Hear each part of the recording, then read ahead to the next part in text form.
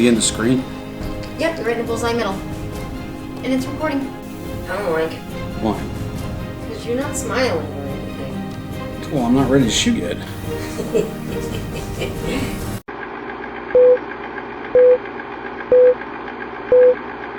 Hi there everyone from FG, I'm back. This is going to be probably a pretty short video, just going to show off a couple of tools here that I mounted. Let me go ahead and give you a zoom in here. This is my new Graz sledgehammer, 6-pound head. And I'll give you a close-up view on the mounting here. And roll along. Okay, so let me just point out a couple of details here, if you'll notice. First of all, I put double mounts on the heavy end just to make sure that it had better support and a lot less chance of it bouncing loose or anything of the sort. Mounted it with the heads pointing backwards. And I say heads because there's also an axe. I'll get over to the other side here in a moment.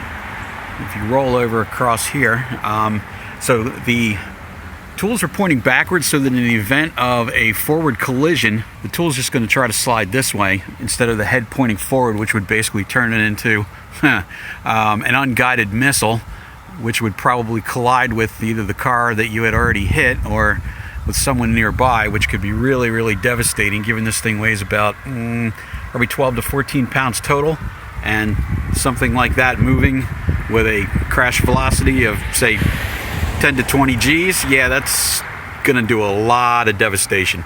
So just trying to protect myself and the public. Second thing is that I went ahead here, since these have hanger holes connected to them, that I went ahead and mounted a clevis here, which can be removed without tools. All you got to do is just loosen this little guy here and go ahead and pull it off the vehicle, just to keep it from sliding in the mounts. Yeah, okay, let me confuse everybody here with my finger right back and forth. I'm going to get a little slower here on the mount. All right, and let me go ahead and move over to the other side.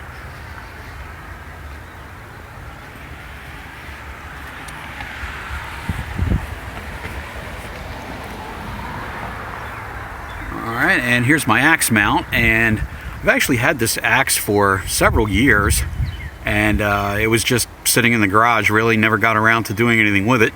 So one of the other Club Frontier original members had posted a link to these mounts, which turned out to be very nice, and I will post a link to these if you decide to pick some up.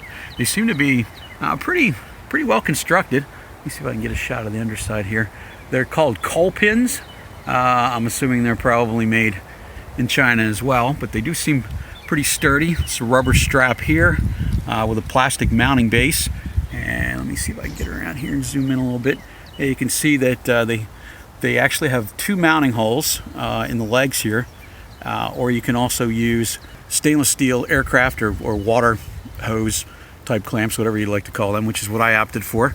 Very quick and secure attachment point. And over here again you'll see again the carabiners to hold it in place.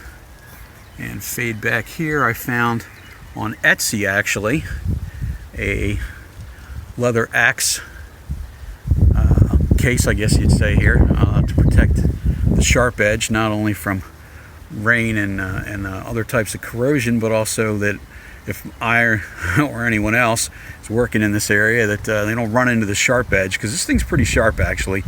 And as you can see, it's got a fairly good head. I've actually split some firewood with it already. Let me run along here really fast to show you. And yeah, it's actually a really good axe. Fiberglass handle, and I like it because the handle is red, so it goes with the color scheme that I've been doing for red accents all over. And so that's pretty much what we've got here. And that's it for today. Thank you for tuning in, and FG signing out. Have a good day and go out and get her muddy.